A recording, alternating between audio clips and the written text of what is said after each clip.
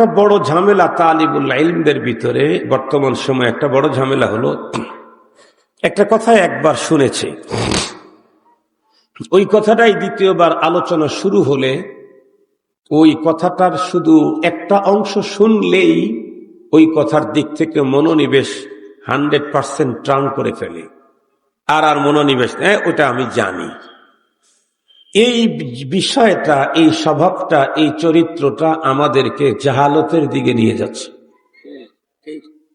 এই পৃথিবীর যারা বড় হয়েছিলেন তাদের লাইফ হিস্টোরি পড়ো, তাদের সাওয়ানেহে আমরি মোতালা করো ছোট ভাইরা, দেখবা বিশ্ববিখ্যাত দার্শনিক আল্লামা শেখ সাদি আলাইহির রাহমা, ওনাকেই জিজ্ঞেস করা হয়েছিল, হুজুর আপনি এত বড় হলেন কি করে? উনি বললেন, দুটি চরিত্রের মাধ্যমে আল্লাহ আমাকে বড় বানিয়েছেন। আল্লাহ আমাকে বড় বানিয়েছেন আদ-দুনিয়া বিল ওয়াসাইল লা বিল ফাজাইল।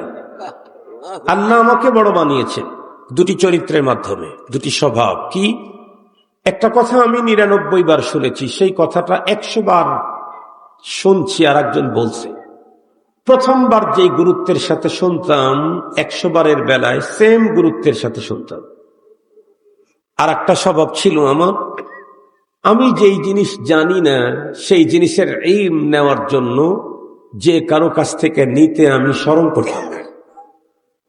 যে জানে সেখান থেকেই আমি নিতাম। আল্লাহ তাআলা এই দুই চরিত্রের মাধ্যমে আমাকে অনেক বড় বানিয়েছেন। আমরা নিজেরা যদি বড় হতে চাই তাহলে বড়দের চরিত্র আমাদের ভিতরে, আমাদেরকে বড়দের চরিত্রে চরিত্রবান হতে হবে। আল্লাহ আমাদেরকে তৌফিক দান করুন। মুখতাসার আজকের আলোচনা, আমরা প্রত্যেকেই জানি তাম পৃথিবীর যত মানুষ আছে তাম মানুষগুলি বিশ্বাসের দিক থেকে দুই প্রকার। এক প্রকারের মানুষকে বলা হয় বিশ্বাসী, আর এক প্রকারের মানুষকে বলা হয় অবিশ্বাসী। তো বিশ্বাসী বলতে কি আর অবিশ্বাসী বলতে কি? তো বিশ্বাসী বলতে আল্লাহ সৃষ্টিকর্তা, পরপার, জান্নাত জাহান্নাম, এই জাতীয় বিষয়গুলি যারা বিশ্বাস করে তাদেরকে বিশ্বাসী। যারা স্রষ্টা বিশ্বাস করে না, পরপার বিশ্বাস করে না, জান্নাত জাহান্নাম বিশ্বাস করে না, তাদেরকে বলা হয় অবিশ্বাসী। আজকে আমার আলোচনা অবিশ্বাসীদেরকে নিয়ে না, বিশ্বাসীদেরকে নিয়ে। এ পৃথিবীর যত মানুষ বিশ্বাসী আছে, বিলখুসুস যারা পরপারকে বিশ্বাস করে, পরপারের সুখ দুঃখ বিশ্বাস করে, যে নামেই বিশ্বাস করুক, জান্নাত জাহান্নাম নামে বিশ্বাস করুক যেমন মুমিন মুসলমান, অথবা স্বর্গ নরকের নামে বিশ্বাস করুক যেমন হিন্দু, যে নামেই পরপারের সুখ দুঃখ বিশ্বাস করুক না কেন, প্রতিটি বিশ্বাসী তার জীবনে পরপারে সুখী হতে চায়, কেউ দুঃখী হতে চায় না। পৃথিবীর একজন বিশ্বাসী দেখাইতে পারবেন না যে লোকটা পরপারের সুখ দুঃখ বিশ্বাস করে অথচ সে পরপারে দুঃখী হতে চায়, সুখী হতে চায় না, এমন একটি মানুষও পৃথিবীতে নেই। বিষয়টাকে সঠিকভাবে সুন্দরভাবে বুঝবার জন্য একটা ছোট্ট মিসাল দেই। আমাদের দেশের বহুত্ববাদী হিন্দু, তারা পরপারকে বিশ্বাস করে, স্বর্গ নরককে বিশ্বাস করে। মুমিন বলি নাই তো, আমি বলছি বিশ্বাসী।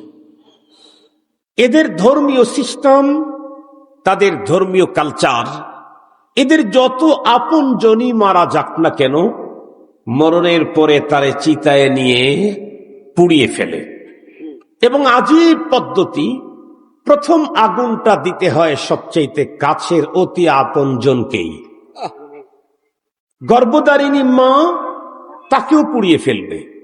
জন্মদাতা বাবা, তাকেও পুড়িয়ে ফেলবে। কলিজার টুকরা সন্তান মারা গেলে তাকেও পুড়িয়ে ফেলবে। রফিকায়ে হায়াত, শারীরিক সম্পর্ক যার সাথে, অর্ধাঙ্গিনী স্ত্রী, সে মারা গেলেও পুড়িয়ে ফেলবে। এখন কথা হলো, এত কাছের যাদের সাথে ব্লাড কানেকশন, যাদের সাথে সিরিয়াসলি সম্পর্ক, যারা কলিজার টুকরা সন্তান, এদেরকে পুড়ে কেন? পড়ে হলো তাদের ধর্মীয় একটা আকীদা বিশ্বাস থেকে। তাদের প্রত্যেকের আকীদা হলো একজন মানুষ এই পৃথিবীতে জীবন চলার পথে বাঁকে বাঁকে, ফাঁকে ফাঁকে সৃষ্টিকর্তার সাথে অনেক ভুল বেদবি হয়েই থাকে। এতগুলি ভুল বেয়াদবি যদি পৃথিবী থেকে ক্ষমা না নিয়ে পরপারে যায়, তাহলে তাকে নরকে যেতে হবে। তারা কেউ নরকে যেতে রাজি নাই। এজন্য তারা তাদের আপনজনকে আগুন দিয়ে পুড়িয়ে সব অপরাধগুলি নিট এন্ড ক্লিন করে পুড়িয়ে তাকে স্বর্গে পাঠায়। এটা হলো তাদের আকীদা। স্বর্গে যায় না নরকে যায় আমরা তা বলতে যাব না, তারা পাঠায় স্বর্গে। তাদের সিস্টেম, আকীদা, বিশ্বাস। এখান থেকে আমি একটা পয়েন্ট নিতে চাচ্ছি, সেটি হলো হিন্দু বহুত্ববাদী তারাও মরণের পরে স্বর্গে যেতে চায়, আগুনে পুড়ে হলেও নরকে কেউ যেতে চায় না। আমার কথা আপনারা শুনতেছেন কি? বুঝতেছেন তো? তারাও স্বর্গে যেতে চায়, নরকে যেতে চায় না। তাহলে আমরা যারা মুমিন, একত্ববাদের বিশ্বাসীরা আমরা যারা, তারা মরণের পরে কোথায় যেতে চাই? তাও কথা বলেন না। কোথায় যেতে চান মরণের পরে? এর ভিতরে অন্য কারো কোনো অন্য চাহিদা নাই তো? জান্নাত, এটা কমন। সবাই জান্নাতে যেতে চাই, জান্নাত পেতে চাই, জান্নাতে যেতে চাই। কিন্তু জিজ্ঞাসা হলো, যেই জান্নাত পেতে চাচ্ছি, জান্নাতে যেতে চাচ্ছি, এই জান্নাতটা কি বাবা দাদা নানা বাড়ির সম্পদের কোনো একটা আইটেমের নাম? নানা মরে গেলে, দাদা মরে গেলে যেই সম্পদগুলি বেরাসত সূত্রে আমি পাবো, তার মধ্যে একটা জান্নাত আছে। এরকম আপনাদের দাদা নানা বাড়ি কারো আছে নাকি? তাহলে জিজ্ঞাসা করতে চাই, জান্নাতটা কার? একটু বলেন কার? আল্লাহ। আল্লাহর জান্নাত আপনি যেতে চান, পেতে চান কেমনে? বিষয়টাকে বুঝবার জন্য একটা মিসাল দেই, তাহলে খুব ভালো বুঝবেন, সব শ্রেণীর মানুষ বুঝবে। আমার হাতের ভিতরে একটা ফোন আছে, এটা আমি কিনেছি, এটা আমি মালিক। এই ফোনটা যদি আপনারা কেউ পেতে চান, নিতে চান, তাহলে এটাকে নেয়ার জন্য দুইটা পদ্ধতি আছে। একটা বৈধ পদ্ধতি, একটা অবৈধ পদ্ধতি। অবৈধ পদ্ধতিতে আপনি আমার কাছ থেকে এটা নিতে পারবেন কেমনে? ছিনতাই করলেন, জোর করে নিলেন, হ্যাঁ, আমার কাছ থেকে জোর করে নিলেন, ছিনতাই করলেন, চুরি করলেন, নিতে পারবেন। কিন্তু বলুন তো দেখি, আল্লাহর জান্নাতও কি এই পদ্ধতিতে নেওয়ার কোনো সুযোগ আছে? আল্লাহর জান্নাত চুরি করবে? আল্লাহর জান্নাত ছিনতাই করবে? আল্লাহর জান্নাত জোর করে নিবে? এরকম কোনো অপশন নেই। তাহলে আরো একটা অপশন আছে, বৈধ পদ্ধতি। এই ফোনটা বৈধ পদ্ধতিতে আমার কাছ থেকে আপনারা নিতে চাইলে তার সিস্টেম কি? আমি মালিক যেভাবে দেব আপনাকে সেভাবে নিতে হবে। আমি 25,000 টাকা দিয়ে কিনছি, সে আমি যদি বলি 25,000 টাকা দিয়ে কিনেছি, আমার কাছ থেকে নিতে চাইলে 30,000 লাগবে, তাহলে আপনি এইটা নিতে চাইলে 30,000ই দিতে হবে। আমি যদি বলি 25,000 দিতে হবে না, 15,000 কনসিডার, মাত্র 10,000 দিলেই হবে, তাহলে 10,000 দিয়ে আপনি মালিক হতে পারবেন। আমি যদি কাউকে ফ্রি দিতে চাই, সেটা আমার ব্যাপার, অন্য কারো এখানে আপিল করবার কোনো সুযোগ নেই। খুব ভালো করে বুঝবেন তো। আল্লাহ পাকের জান্নাত আমরা যেতে চাই, পেতে চাই, তাহলে জানা দরকার আল্লাহ কি তার জান্নাত বান্দাকে দিবেন? হ্যাঁ দিবেন। কেমনে দিবেন? কোরআনে হাকিমে আল্লাহ তাআলা বর্ণনা করেছেন, আমি বেচাই দেব। জান্নাত কি করবেন আল্লাহ? কথা বলেন না কেন? জান্নাত কি করবেন? বেচে দিবেন। আল্লাহ পাক জান্নাত বিক্রি করবেন। এটা কোরআনের কোথায় আছে? আছে আল্লাহর কোরআন। আল্লাহ বলেন, ইন্নাল্লাহা আশতারা মিনাল মুমিনিনা আনফুসাহুম ওয়া আমওয়ালাহুম বিআন্না লাহুমুল জান্নাহ ইউকাতিলুনা ফি সাবিলিল্লাহি ফায়াকতুলুনা ওয়া ইউকতালুন। আয়াতে কারিমাতে আল্লাহ বলেন, নিঃসন্দেহে আল্লাহ খরিদ করেছেন মুমিনের জান আর মাল, বিনিময়ে কি বেচে দিচ্ছেন? জান্নাত। তাহলে জান্নাত আল্লাহ বিক্রি করবেন, কিন্তু মজার কথা হলো যাত্রার কাছে বিক্রি করবেন না। আল্লাহ কিন্তু প্রথমেই জানায় দিলেন, তোমরা কেউ যদি জান্নাতের খরিদার হতে চাও, কাস্টমার হতে চাও, তাহলে 1 নাম্বার শর্ত, তোমাকে হতে হবে মুমিন। ইমানদার ছাড়া কারো কাছে আল্লাহ তার জান্নাত বিক্রি করতেই রাজি নাই। ঈমানদার ছাড়া জান্নাতের খরিদার হওয়াই যায় না। এতটুক পর্যন্ত মাথার মধ্যে নিলাম। আল্লাহ পাক জান্নাত, তার জান্নাত উনি ছেড়ে দিবেন, বেচে দিবেন। এখন কিভাবে দিবেন? পরপারে জান্নাত আল্লাহ তাআলা তার বান্দাদেরকে কিভাবে দিবেন? কোরআন হাদিস মন্থন করলে দেখা যায় আল্লাহ পাক জান্নাত দিবেন দুটি পদ্ধতিতে। একটা হলো প্রথম চান্সেই মরণের পরে সুজা জান্নাত, কোন রকমের দুঃখ বেদনা টাচ করা ছাড়া। আর একটা হলো এই যে জান্নাতে ঢুকলো আর জীবনে কোনোদিন বের হতে হবে না। আর একটা হলো স্বল্পমেয়াদী, দীর্ঘমেয়াদী, নানা মেয়াদী সাজা ভোগের পর লাস্টে গিয়ে আল্লাহ তাআলা জান্নাত দিবেন। এই দুই পদ্ধতিতে জান্নাতের মালিকানা পাওয়া যাবে পরপারে। আমি জিজ্ঞেস করতে চাই, আপনারা কোন পদ্ধতিতে নিতে চান? প্রথম না দ্বিতীয়টা? প্রথম। তার মানে কোন রকমের আযাব, দুঃখ, কষ্ট টাচ করা ছাড়া দুখুলে আউয়ালি, প্রথম চান্সেই আল্লাহ পাকের জান্নাতে যেতে চাই, জান্নাত পেতে চাই। তাহলে আসেন, প্রথম চান্সেই যদি কেউ জান্নাতে যেতে চায়, জান্নাত পেতে চায়, তার জন্য কি লাগবে? এই জাতীয় কোনো অপশন কোরআনে পাকে আছে নাকি? তাহলে 30 পারা কোরআন মন্থন করলে দেখবেন আল্লাহ তাআলা ডিরেক্ট আল্লাহ পাকের জান্নাতে ঢুকতে চাইলে তার জন্য দুইটা পদ্ধতি বর্ণনা করেছেন। একটা হচ্ছে শর্ট আর একটা হচ্ছে লং। লং কোর্সের ভিতরে 4 পুঁজি গোছাইতে হবে, 4 পুঁজি জমাইতে হবে টোটাল লাইফে। আল্লাহ তাআলা বলেন, ওয়াল আসরি ইন্নাল ইনসানা লাফি খুসর ইল্লাল্লাযীনা আমানু ওয়া আমিলুস সালিহাত ওয়া তাওয়াসাউ বিল হক ওয়া তাওয়াসাউ বিস সবর। কয়টা কর্মসূচি? 4। আর একটা পদ্ধতিতে ডিরেক্ট আল্লাহর জান্নাতে ঢোকা যায়, সেখানে কর্মসূচি একদম নিসফ, অর্ধেক, 50, মাত্র 2টা। সেটা কোনটা? আল্লাহ বলেন, ইন্নাল্লাযীনা আমানু ওয়া আমিলুস সালিহাতি কানাত লাহুম জান্নাতুল ফিরদাউসি নুজুলা। যেই মানুষটা তার টোটাল লাইফে মাত্র 2টা পুঁজি অর্জন করেছে টোটাল লাইফে, একটা হলো ঈমান আর একটা হলো নেক আমল। এই পুঁজি নিয়ে যদি কবর পর্যন্ত ঢুকতে পারে, কবরে যাওয়ার আগে যদি পুঁজি হারিয়ে না যায়, পুঁজি নিয়েই যদি কবর পর্যন্ত যেতে পারে, রব্বুল আলামিন বলেন আমি তাদেরকে মেহমানদারি করাবো জান্নাতুল ফিরদাউসে। এখন প্রশ্ন হলো, হুজুর জান্নাতুল ফিরদাউসে ঈমান আর নেক আমল নিয়ে কবরে যেতে পারলে আল্লাহ মেহমানদারি করবেন, তো কতদিন মেহমানদারি যে করবেন, কতদিন? আল্লাহ তাআলা উত্তর দিলেন, খালিদিন। আমাদের জিজ্ঞাসা হলো, আল্লাহ মেহমানদারি কতদিন? আল্লাহ কি বললেন? খালিদিন। কতদিন বাংলা? খালিদিনও কি বাংলা? খালিদিন তো আরবি, তার মানে চিরজীবন। চিরজীবনটা যদি বুঝতে কারো প্রবলেম হয়, এ কারণে আল্লাহ তাআলা পরবর্তীতে আরেকটা শব্দ দিয়ে ওয়াজাহাত করলেন, আবাদা। এখন যেহেতু ওলামা বেশি, অনেকেরই বিশেষ করে ছাত্র বেশি, এদের মাথার মধ্যে তো প্রশ্ন বেশি।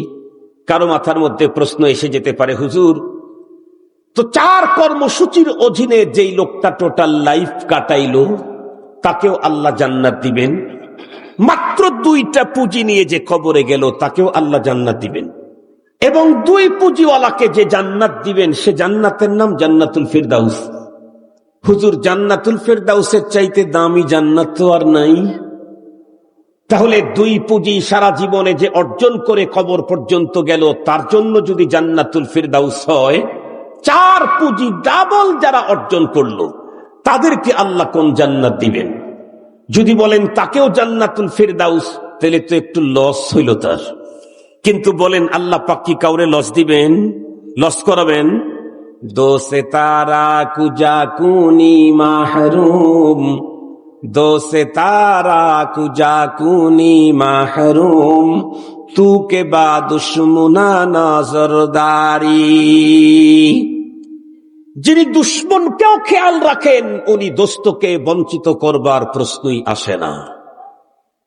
এখন জিজ্ঞাসা হলো, হুজুর মাত্র 2 পুঁজি টোটাল লাইফে কোনো মানুষ সঞ্চয় করে খবর পর্যন্ত ঢুকতে পারলে যদি আল্লাহ পাক তাকে জান্নাতুল ফেরদাউসে মেহমান বানান।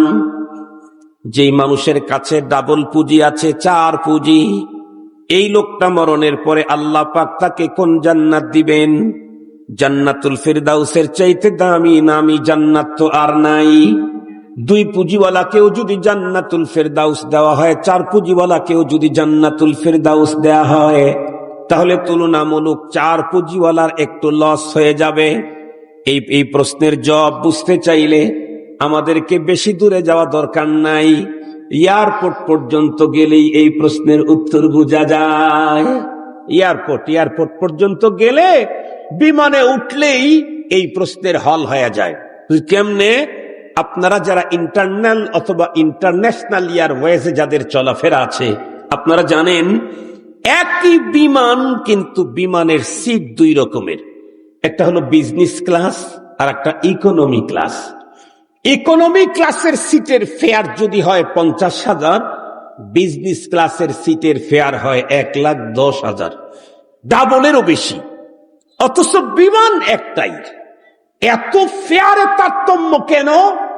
কারণ জাহাজ একটা হলে কি হবে, কিন্তু এই 2 সিটের যারা বসবে প্যাসেঞ্জার হবে, তাদের ভিতরে সুবিধা মজার আসমান জমিনের পার্থক্য। কেমন? আপনি ইকোনমি ক্লাসে টিকিট করেছেন, তাহলে আপনি যে সিটটা পাবেন, সিটটা অনেক বেশি প্রশস্ত হবে না, কনজাস্টেড হবে, এবং এই সিটটা চতুর্দিকে মুভিং করবে না, এর শুধু একটু সামনের দিকে একটু পিছনের দিকে, উপরের অংশটা একটু মুভিং করবে। এরপরে 7 ঘন্টা লম্বা সফরে থাকবেন আপনি জাহাজে।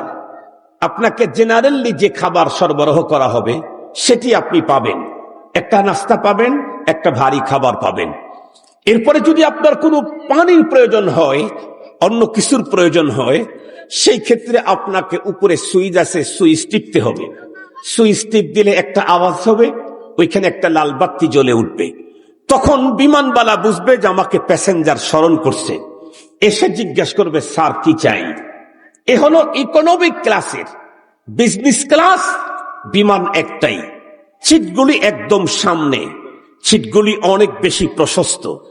এই সিটটা এমন প্রযুক্তির দ্বারা বানানো আছে, আপনি যদি মনে করেন আমি স্টিল সোজা হয়ে বসবো, আপনি শুধু এই ক্লিক করবেন, টাচ করবেন, বাটন চিপবেন, আপনাকে সোজা করে বসায় ফেলবে।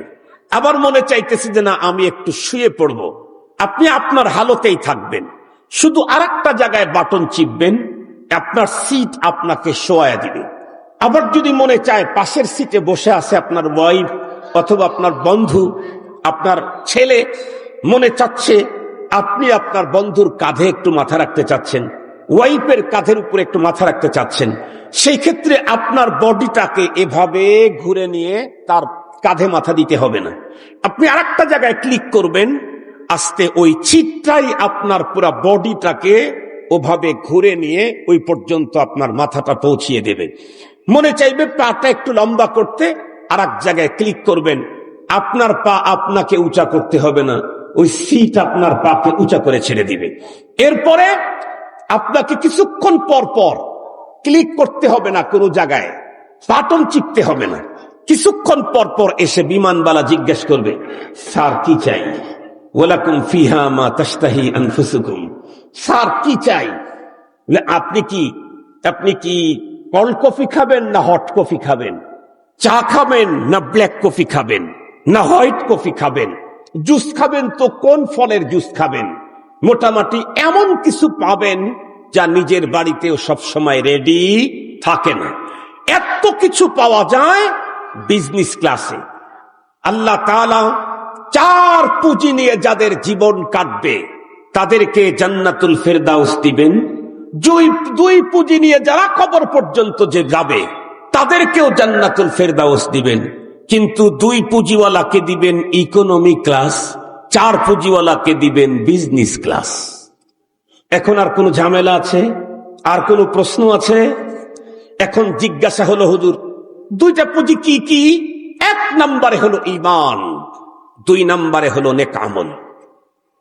এই পৃথিবীর যেই মানুষ যে দেশের যে ঘরানার যে ভাষার যে সভ্যতারই হোক না কেন, মাত্র দুইটা পুঁজি যদি তার টোটাল লাইফে সে যদি অর্জন করতে পারে, একটা হলো ঈমান আর একটা হলো নেক আমল, আল্লাহ পাক রব্বুল আলামিন বলেন এই দুই পুঁজি নিয়ে কবর পর্যন্ত যেতে পারলে তাকে মেহমানদারি করা হবে জান্নাতুল ফিরদাউসে।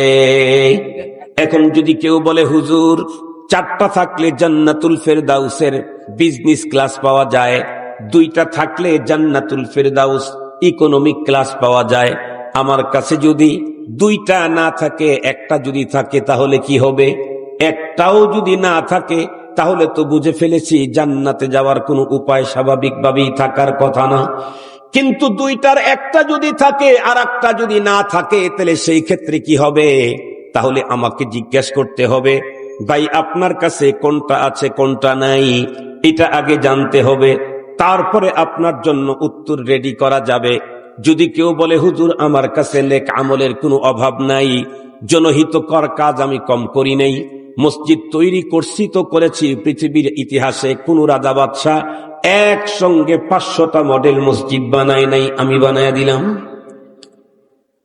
বৃদ্ধাশ্রম আমি তৈরি করে দিলাম, কওমি মাদ্রাসার সনদের স্বীকৃতি আমি দিয়ে দিলাম, এরপরে বিশ্ব ইজতেমার জায়গা আমার বাবায় দিয়ে গেল, এরপরে বন্ধুরা আমার কাকরাইল মসজিদের ওই জায়গাতে জায়গাটা আমার আব্বা দিল, আমি আর আমার বাবার পুরা ফ্যামিলির লোকেরা মিলে সমস্ত নেকির কাজগুলি করলাম, শুধুমাত্র কেবলমাত্র ঈমানটা আমার নাই। আপনারা নিজেরাই বলুন তো দেখি এই লোকের অবস্থা কি হতে পারে? জান্নাত? কথা বলেন না কেন জান্নাত কেন হবে না? কারণ আল্লাহ আগেই বলে দিয়েছেন ইন্নাল্লাহা আশতারা মিনাল মুমিনিন, আল্লাহ পাকের জান্নাতের খরিদার হতে চাইলেই মুমিন হওয়া লাগবে। যেই ব্যক্তির কাছে ঈমান নাই সেই লোক আল্লাহ পাকের জান্নাতের খরিদার হওয়ার যোগ্যতাই নাই। ঈমান যদি অত্যন্ত দুর্বল হয় কিন্তু ঈমান তার আছে, তাও না থাকে, তাতে কোনো প্রবলেম নাই। প্রবলেম তো এতটুকুন, প্রথম চান্সে জান্নাতে যেতে পারবে না। দীর্ঘমেয়াদী স্বল্পমেয়াদী নানামেয়াদী সাজাভোগের পরে ঈমানের কারণে কখনো না কখনো কোনো একদিন আল্লাহ পাকের জান্নাত পাবেই পাবে। পক্ষান্তরে নেকির কাজ করতে করতে যদি তামাম দুনিয়ার সবচাইতে ভালো কাজগুলি সে করে ফেলে কিন্তু ঈমান যদি না থাকে, এই মানুষ জান্নাত পাবে তো দূরের কথা, জিন্দেগিতে জান্নাতের দেখাও সম্ভব না। বিষয়টাকে স্পষ্ট করবার জন্য দুইজন মানুষের হিস্টোরি আমি আপনাদের খেদমতে কিঞ্চিত বলবো, কিঞ্চিত, তাহলে মিনওয়ান আপনাদের বুঝে আসবে। তার মধ্যে একজন হলো এই তো বিগত 15-16 বছর 17 বছর আগে পৃথিবী থেকে বিদায় নিয়েছে। এ পৃথিবীর ভিতরে নাম করা একজন মহিষী মহিলা নারী, তার নাম মাদার তেরেসা। মাদার তেরেসা নামে বাংলাদেশে অনেক সংগঠন আছে, মাদার তেরেসা অমক, মাদার তেরেসা অমক, মাদার তেরেসা অমক। এ মাদার তেরেসা লাইফ হিস্টোরিতে লিখেছে মাদার তেরেসা একজন মহিলা, এই মহিলা টোটাল লাইফ সৃষ্টির শ্রেষ্ঠ মানব সেবাতেই ব্যয় করে দিয়েছে। এমন কঠিন ভাবে মানব সেবাতে আত্মনিয়োগ করেছিল, পৃথিবী তাকে মানব সেবাতে গোল্ড মেডেল দিয়েছে কয়েকবার। এ মেয়েটি তার জীবনে চিরকুমারিত্ব বরণ করেছিল, জীবনে বিয়েটা পর্যন্ত করে নাই। তার থিওরি ছিল আমি যদি কাউকে বিয়ে করি তাহলে অবশ্যই তাকে তো কিছু না কিছু টাইম দিতে হবে, এতটুকুন টাইম সৃষ্টির শ্রেষ্ঠ মানব সেবা ব্যাহত হোক এটি আমি মেনে নিতে পারি না। এতটাই সিরিয়াসলি মানব সেবা করেছে। মানব সেবা তো অনেক বড় ইবাদত, সেই ইবাদতে টোটাল লাইফটা পার করলো এই নারী। বলুন তো দেখি এই নারী দুনিয়া থেকে চলে গেছে, এখন জান্নাত না জাহান্নাম? কেন? কারণ নেকির কাজ করেছে বটে কিন্তু ঈমানের পুঁজি নাই। আরো একজন মানুষ যার ইতিহাস পড়েই তো আমরা হুজুর হয়েছি, আমরা প্রত্যেকেই জানি ইসলামের শুরু যুগের ক্রাইসিস পিরিয়ডে, বন্ধুরা আমার, ইসলামের শুরু যুগের ইতিহাস যত কিতাবের ভিতরে লেখা আছে ম্যাক্সিমাম কিতাবের ভিতরে ওই লোকের নাম আছে উনি হলেন পৃথিবীর সবচাইতে বড় সেরা বংশে জন্মগ্রহণকারী নবীদের নবী মুহাম্মাদুর রাসূলুল্লাহ সাল্লাল্লাহু আলাইহি ওয়াসাল্লামের আপন চাচা খাজা আবু তালেব। আমরা ছোট্টবেলায় ইসলামী ইতিহাস পড়েছি, ইসলামের ক্রাইসিস পিরিয়ডের ইতিহাস পড়েছি। সেখানে পাতায় পাতায় খাজা আবু তালেবের কোরবানির কথা উল্লেখ আছে। খুব ভালো করে বুঝবেন, খাজা আবু তালেব আল্লাহর পয়গম্বর বিশ্ব নবীর জন্য এমন কোরবানি করেছেন, পৃথিবীর ইতিহাসে কোনো চাচা ভাতিজার জন্য এমন কোরবানির নজির নাই। শুধুমাত্র পয়গম্বরের জন্য তার চাচার কোরবানি ছিল না, বরং ইসলামের জন্য তার কোরবানি এমন ছিল, আমার আপনার মতো হাজার হাজার মুসলমানদেরকে একত্রিত করলেও খাজা আবু তালেব সমপরিমাণ ইসলামের জন্য কোরবানি হবে না। আমার আপনার মতো হাজার লোককে এক জায়গায় করলেও হবে না।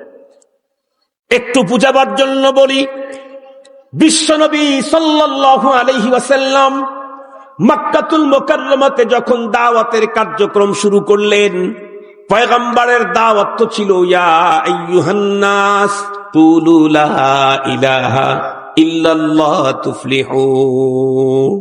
হে ঈমানদারেরা, সকল দেবদেবী মূর্তির পূজা ছেড়ে দাও, এক রবের কথা তোমরা মেনে নাও।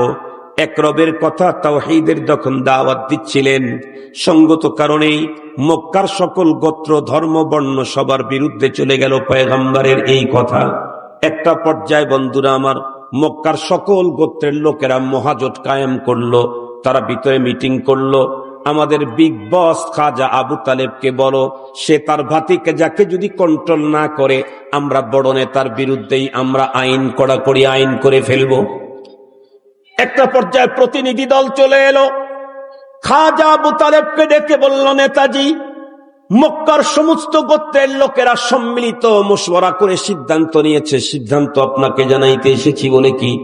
আপনি আপনার ভাতিজাটাকে কন্ট্রোল করেন। সে যদি নির্ধারিত দুই একটা গ্রুপের বিরুদ্ধে বিপক্ষে যদি কথা বলতো, তাহলে ছাড় দেওয়া যেত।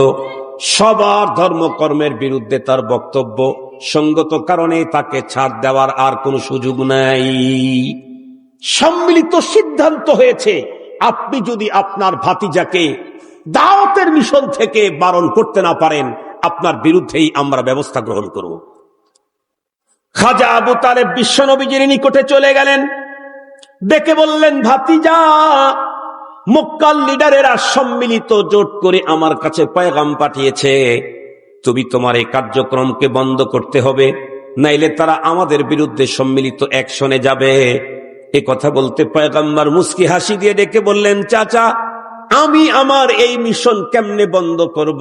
বুইসতুলি হাদাল আমর, আমাকে তো পৃথিবীতে এই কাজের দায়িত্ব দিয়েই আল্লাহ পাক পাঠিয়েছে। আমার তো মিশন এটা, আমার কাজই এটা, এটা আমি বন্ধ করব কেমনে? আল্লাহ নিজেই বলেন, হুয়াল্লাযী আরসালা রাসূলাহু বিল হুদা ওয়া দীনিল হাক্কি লিইয়ুযহিরাহু আলাদ-দীনি কুল্লিহি ওয়ালাউ কারিহাল মুশরিকুন। তিনি তো ওই রব যিনি তার রাসূল প্রেরণ করেছেন দ্বীনে হক দিয়ে, যাতে সকল ভ্রান্ত মতবাদ ধর্মের উপরে দ্বীনে হককে বিজয় করেন। শুধু এতটুকু না, বরং রব্বুল আলামিন তার পয়গম্বরকে ডেকে ডিরেক্ট বলে দিলেন, কুল হাদিহি সাবিলি আদউ ইলাল্লাহ, কুল হাদিহি সাবিলি আদউ ইলাল্লাহি আলা বাসীরাতিন আনা ওয়া মানিত্তাবা'নি। ওগো আমার হাবিব, আপনি ওপেন ঘোষণা করে দিন, হাদিহি সাবিলি, এটাই আমার কাজ, এটাই আমার পথ, এটাই আমার মিশন। আমি মানুষদেরকে আল্লাহর দিকে আহ্বান করব, এটা বন্ধ করার কোনো সুযোগ নাই। বিশ্বনবীজির এ কথা শুনে খাজা আবু তালেব মুস্কি হেসে ভাতিজাকে ডেকে বললেন, বেটা, তাহলে তুমি তোমার দাওয়াতের মিশন তুমি তোমার মতো করেই পরিচালনা করো। যতক্ষণ পর্যন্ত আমার দেহের ভিতরে জীবন আছে, ততক্ষণ পর্যন্ত আমি তোমাকে তোমার মিশনের কাজে সহযোগিতা করে যাব। আল্লাহু আকবার! কি সহযোগিতাটা করলেন, একটু সিম্পল আপনাদের খেদমতে পেশ করি, জানা কথা, এরপরেও বলছি সেখান থেকে একটা আমাকে পয়েন্ট উদ্ধার করতে হবে। এ কারণেই মূলত বলছি। রাসূল করিম সাল্লাল্লাহু আলাইহি ওয়াসাল্লাম কার্যক্রম বন্ধ হলো না, চাচা বন্ধ করতে পয়গম্বরকে বাধ্য করলেন না, বরং উৎসাহ দিলেন, তুমি তোমার মিশন চালিয়ে যাও। মক্কার সকল লিডারেরা দেখলো বড় নেতাকে বলে লাভ নাই, অ্যাকশনে যেতে হবে। কি অ্যাকশন? আইন করলো, আজ থেকে খাজা আবু তালেবের ফুল ফ্যামিলির বিরুদ্ধে বয়কট। কেমন বয়কট? কোনোভাবেই তাদের সাথে সালাম চলবে না, কালাম চলবে না। ওরা কেউ আমাদের কাছে বসতে চাইলে জায়গা দিবা না, আমরা কেউ তাদের কাছে বসবো না। ওরা কিছু খরিদ করতে চাইলে ওদের কাছে বিক্রি করব না, ওরা কিছু বিক্রি করতে চাইলে ওদের কাছ থেকে কোন জিনিস কেউ খরিদ করতে পারবা না। টোটাল একেবারে 100% শাটডাউন। একজন যদি কেউ তার সাথে রিলেশন সম্পর্ক গড়ে, তার বিরুদ্ধেও অ্যাকশনে যাওয়া হবে। দীর্ঘ 3 বছর পর্যন্ত এমন কঠিন জীবন ইতিহাসের কিতাবে লিখেছে।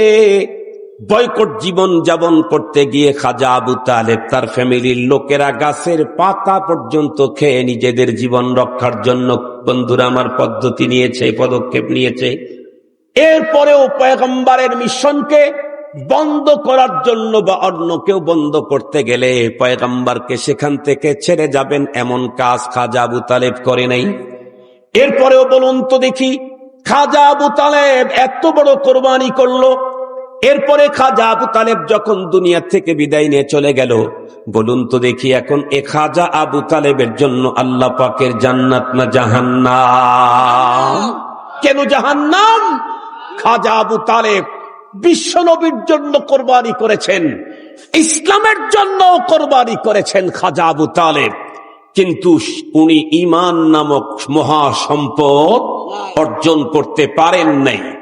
সঙ্গত কারণেই খাজা আবু তালেব বিশ্বনবীর জন্য, ইসলামের জন্য এত বড় কোরবানি করার পরেও, বিশ্বনবী নবীদের নবীর চাচা হওয়ার পরেও ঈমান না থাকার কারণে সে যদি জান্নাতে যেতে না পারে, আমরা যারা মসজিদ বানাইলাম, বৃদ্ধাশ্রম করলাম, এরপরে অমুক জায়গার জায়গা দিলাম, এই কাজ করলাম, ওই কাজ করলাম, সব করলাম, কিন্তু ঈমান যদি না থাকে আমি জান্নাত পাওয়ার কোনো সম্ভাবনাই নাই। খাজা আবু তালেব তো নবীদের নবীর চাচা, আমি আপনি কার চাচা? কথা বুঝেন নাই? খাজা আবু তালেব তো নবীদের নবীর চাচা, আমি আর আপনি কার চাচা? এই জন্য মনে রাখবেন, জান্নাতের যদি কেউ লোভ করেন, জান্নাতের যদি আশা করেন, তাহলে যে কোনো মূল্যে আমাকে ঈমান নিয়েই কবর পর্যন্ত যেতে হবে। আমি এই কথাটা কেন বললাম? তার কারণ হলো আমরা এই চোখ দিয়ে দেখছি, যেমন বিগত কোভিড-19 সময় বিশ্ব স্বাস্থ্য সংস্থা তারা তাদের চোখ দিয়ে দেখেছিল ভয়ঙ্কর এক জার্ম আক্রমণ করেছে, ভাইরাস, তার নাম হলো কোভিড-19। এই ভাইরাস থেকে পৃথিবীর মানুষকে রক্ষা করার জন্য কোভিডের টিকা আমদানি করা হয়েছিল, টিকা আবিষ্কার করা হয়েছিল। বিশ্ব স্বাস্থ্য সংস্থা তখন কোভিড-19 জার্ম দেখে পৃথিবীর মানুষকে সচেতন করেছিল। এদেশের উলামায়ে কেরাম তাদের আল্লাহ প্রদত্ত ফেরাসত দিয়ে এখন দেখতেছেন, ইদানিং কালে বিগত কোভিড-19 যেই পরিমাণে মানুষের প্রাণহানি ঘটেছে, তার চাইতে বেশি ঈমান হানি ঘটতেছে এখন এক জার্মের কারণে। বেশি মানুষের ঈমান হানি ঘটতেছে। কখন যে ঈমান শেষ হয়ে যাচ্ছে মানুষটা বুঝতেও পারতেছে না। তার ভিতরে ঈমান বিধ্বংসী এক ভয়ঙ্কর জার্মের নাম হলো কাদিয়ানি জার্ম। কথা বলেন, ভয়ঙ্কর ঈমান বিধ্বংসী জার্মের একটার নাম কাদিয়ানি জার্ম। মনে রাখবেন, কাদিয়ানি এই জার্মকে ছোট করে ভাবার কোনো সুযোগ নাই। সবচাইতে বড় দুঃখ আর মুসিবতের কথা হলো, এদেশের বড় বড় চেয়ারে এই জার্মার ভাইরাসে আক্রান্ত লোকগুলি বসে আছে। এরা যখনই উলামায়ে কেরাম এদেশের তৌহিদি জনতা আগাইতে থাকে, ওরা তখন উপর থেকে এক খেলো দিয়ে পিছিয়ে দেয়। এদেশের তাওহীদবাদী মুসলমানদেরকে একটা কথা মনে রাখতে হবে, কাদিয়ানী শুধু একটা জার্মের নামই না। কাদিয়ানী সম্প্রদায়ের কথা যদি সঠিক হয়, তাহলে আমরা প্রত্যেকেই ভ্রান্ত, ওরাই সঠিক। দুইটা একসঙ্গে সঠিক হওয়ার কোনো সুযোগ নাই। গোলাম আহমদ কাদিয়ানী নতুন নবী হওয়ার প্রয়াস যদি পায়, তাহলে কোরআন সুন্নাহ মানার তো আর কোনো সুযোগই থাকতে পারে না। কথা বলেন না কেন? কথা বলেন না কেন? এক নবী আসবেন, তারপরে আর এক নবী আসলে তো আগেরটা শেষ হয়ে যায়।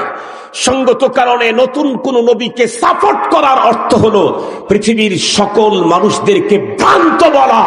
এত বড় ধৃষ্টতা যারা দেখাইতে চায়, তাদেরকে দাঁত ভাঙ্গা জবাব দিতে হবে। আসছে আগামী 15ই নভেম্বর, আসছে আগামী 15ই নভেম্বর ঢাকা শহরের ঐতিহাসিক সাহারাওয়ার্দী উদ্যানে মহাসমাবেশ হবে খাতমে নবুয়তের। আজকের পৃথিবীর বিশ্বখ্যাত ইসলামিক স্কলার, বিশ্বখ্যাত মুহাক্কিক মুদাক্কিক বুজুর্গ উলামায়ে কেরাম সেখানে তাশরীফ আনবেন। আমি একজন পয়গম্বরের, বিশ্বনবীজির একজন উম্মত হিসাবে এই প্রোগ্রাম থেকে পিছিয়ে থাকার কোনো সুযোগ, কথা বলেন না কেন, কোনো সুযোগ আমরা চাইতেছি। ওইখানে অনেক প্রোগ্রাম হয়েছে, অমুক দলের হয়েছে, তমুক দলের হয়েছে, হেফাজতের হয়েছে, ইসলামী আন্দোলনের হয়েছে, মাস ফর গাজা হয়েছে, আরো কত দলের হয়েছে। কিন্তু এইবারের যেই প্রোগ্রাম হবে সেটা হবে বাংলাদেশের ইতিহাসের সবচাইতে বড় সেরা। কেন?